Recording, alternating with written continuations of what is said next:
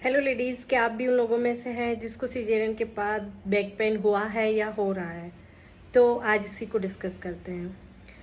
Caesarean के बाद back pain होना ये माना जाता है कि जो सिजेरियन के टाइम जो स्पाइनल एनेस्थेशिया लगता है, बैक पे जो इंजेक्शन लगता है, उसी की वजह से पेन होता है, जबकि ये एक मिथ है। इसकी वजह से पेन, टेम्परेरी पेन कुछ टाइम के लिए, 1-2 दिन के लिए हो सकता है, लेकिन परमानेंट बैक पेन रहना, लॉन्ग टाइम के लिए बैक पेन रहना स्पाइनल एनेस्थेशिया की वजह से। तो एज ए डॉक्टर मैं आपको बताना चाहती हूँ, इसका जो मेन कारण होता है वो होता है posture, wrong posture.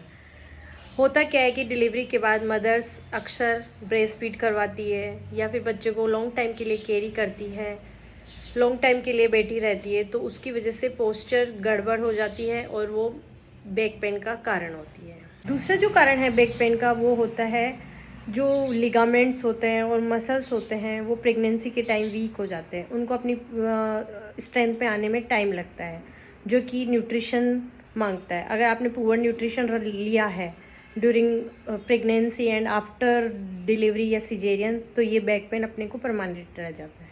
Lack of sleep and fatigue, ये भी एक बैक पेन का कारण माना जाता है। अक्सर महिलाएं डिलीवरी या सिजेरियन के बाद में अपने बच्चे पे खुद से ज़्यादा ध्यान देती है, तो कहीं ना कहीं अपनी स्लीप को कॉम्प्रोमाइज़ करती है, अपनी पोस्चर को भी कॉम्प्रोमाइज़ करती है और प्रॉपर रेस्ट नहीं ले पाती, जो कि बैक पेन का बहुत ही इम्पोर्टेंट कोज है।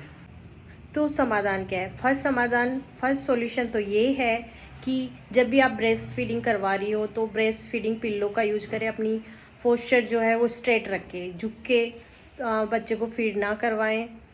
इसके अलावा बच्चे को कैरी भी कर रहे हैं तो अपने बैक पे सपोर्ट रखें। इसके अलावा सिजेरियन के कुछ महीनों तक हेवी वेट लिफ्टिंग को अवॉइड करें एंड लॉन्ग टाइम सिटिंग को भी अवॉइड करें। इसके अलावा जब भी सिजेरियन होता है उसके 1-2 दिन में ही अपन को जेंटल वॉकिंग स्टार्ट कर देनी चाहिए। जेंटल वॉकिंग कोई भी हार्मफुल इफेक्ट नहीं डालती, इवन ये अपने जो स्पाइन है उसको सही पोस्चर में लाती है और अपने पेन को रिलीव करती है। इसके बाद भी अगर पेन रहता है तो आप वार्म कम्प्रेशन ले सकते हैं, बैक पे अपन वार्म अप्लाई कर सकते हैं।